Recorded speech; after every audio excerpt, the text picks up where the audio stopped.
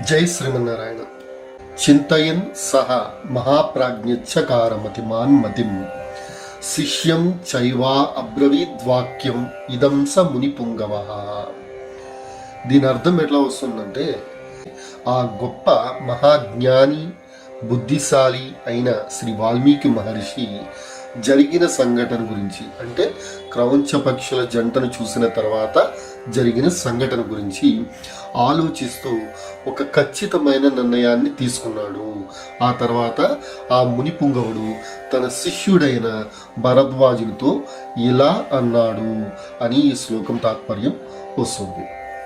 పాదబద్ధో అక్షర సమః తంద్రీలయ సమన్విత శోకార్తస్య ప్రవృత్తో మే శ్లోకో భవతు నాణ్యదా అని ఈ శ్లోకం వస్తుందన్నమాట.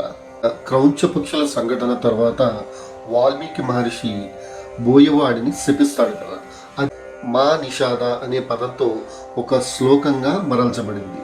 తర్వాత వాల్మీకి మహర్షి ఈ శ్లోకం గురించి తీవ్రంగా ఆలోచిస్తున్నాడు.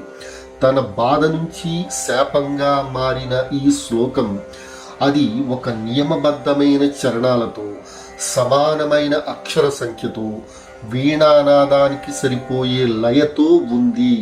ఇది రామాయణ మహాకావ్య రచనలో తన మొట్టమొదటి శ్లోకంగా ఆయన ధృవీకరించిన సందర్భం అన్నమాట ఇది.